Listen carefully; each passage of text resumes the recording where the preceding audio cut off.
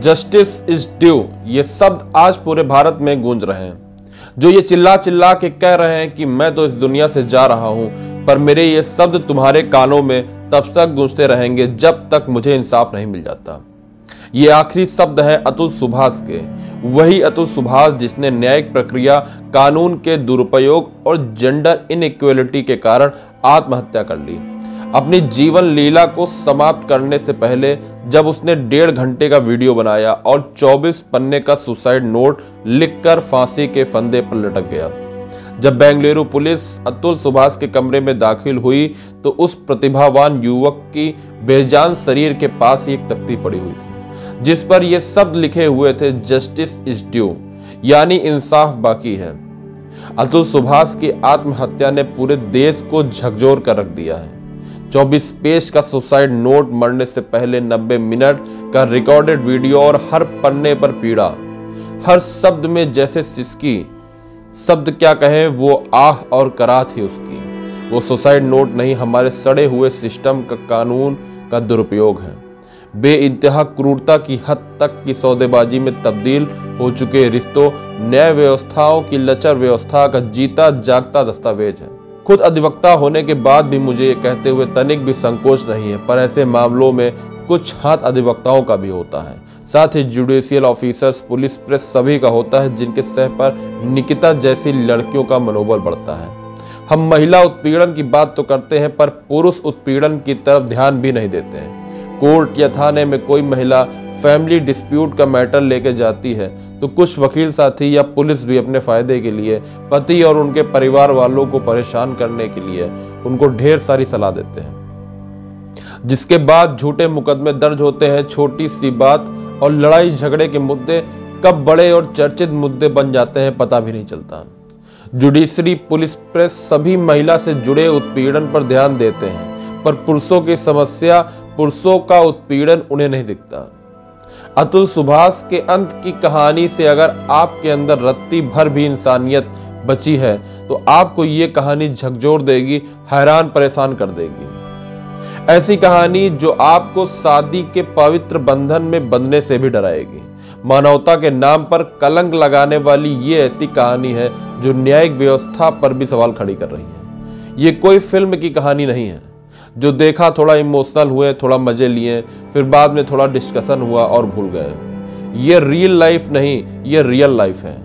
ये real life से जुड़ी ऐसी कड़वी कहानी है जो शायद आज हर 10 में से 2 घरों या 3 घरों की कहानी है। और ये कहानी चिल्ला चिल्ला के कह रही है पुरुषों के लिए, अगर अभी भी आवाज नहीं उठाए तो आने वाले समय में आप भी मजबूरी में अतुल सुभाष बन जाएंगे। अतुल सुभाष की वीडियो को देखने के बाद एहसास होता है इस व्यक्ति ने कितना दुख, दर्द, यातना सहा होगा। कौन ही होगा वो इंसान जो अस्पताल और अदालत खुशी में जाता हो। भावनात्मक तौर पर कितने दर्द से गुजरा होगा और न्याय व्यवस्था को अपनी ही जीवन साथी की यातनाओं से कैसे तंग आकर उसने उस रास्ते को चुना जहां पर गम, दर्द के सभी मायने खत्म हो जाते हैं। शादी.com के जरिए मुलाकात, फिर 26 अप्रैल 2019 को शादी, फिर कुछ महीने बाद निकिता उसके परिवार वालों का खेल चालू होता है। 24 अप्रैल 2022 में सुभाष और उसके परिवार के खिलाफ आईपीसी की धारा 323, 504, 506, 498 दहेज प्रथा के मामले में केस दर्ज होता है। भारत के कानून ने इस देश की महिलाओं को इतनी ताकत दे दी है जिसका नाजायज फायदा हर रोज ऐसी महिलाओं और उनके परिवार वालों द्वारा मिलकर उठाया जा रहा है। ये जैसे कोई ट्रेंड बनता जा रहा है। पुरानी सभ्यता खत्म होती जा रही है। अब तो बस शादी करो, कुछ समय साथ रहो, अच्छा लगे तो ठीक, नहीं कहीं और टाइम पास करो। फिर बात आगे बढ़े तो मुकदमाबाजी, झूठे केसेस लगाकर परिवार, रिश्तेदारों को परेशान करो या तलाक के नाम पर लाखों रुपए की मांग करो और एक व्यक्ति का फिजिकली और मेंटली हैरेस करके जीवन बर्बाद कर दो।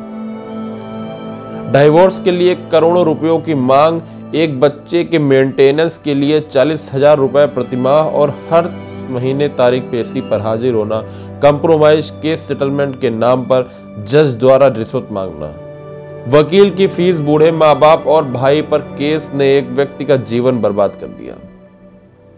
अतुल ने अपने सुसाइड नोट में आखिरी इच्छा की मांग में लिखा कि मेरे केस की सुनवाई का लाइव टेलीकास्ट हो, पत्नी व उसके परिवार वाले मेरा शव न छू सकें, जब तक प्रताड़ित करने वालों को सजा न हो, मेरी अस्थियां विसर्जित न हो। यदि भ्रष्ट जज मेरी पत्नी और उसके परिजन को कोर्ट बरी कर दे तो मेरी अस्थियों को उसी अदालत के बाहर किसी गटर में बहा दी जाए व मेरे बेटे की कस्टडी मेरे माता पिता को दी जाए। इस मामले को लेकर कल सुप्रीम कोर्ट ने भी घरेलू प्रताड़ना की धारा पर चिंता जताई है। सुप्रीम कोर्ट ने वैवाहिक मतभेदों से पैदा हुए घरेलू विवादों में पति और उसके घर वालों को आईपीसी की धारा 498A में फंसाने की बढ़ती प्रवृत्ति पर गंभीर चिंता जताई।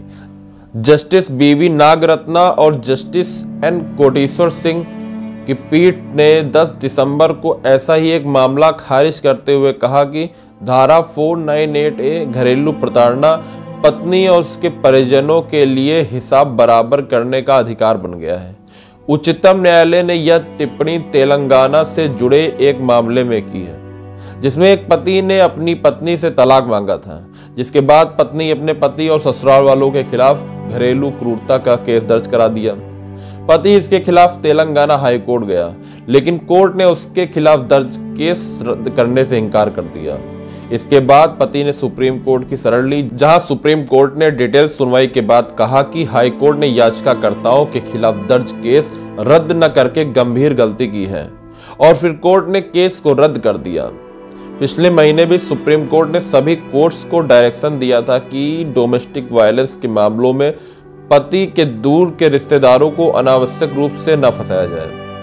न जाने ऐसे कितने झूठे मामलों में फंसकर कितने अतुल जैसे होनहार युवाओं व बेकसूर परिवार वालों का जीवन बर्बाद हो रहा है। शादी एक दिन का संबंध नहीं होता है, जन्मों का संबंध होता है।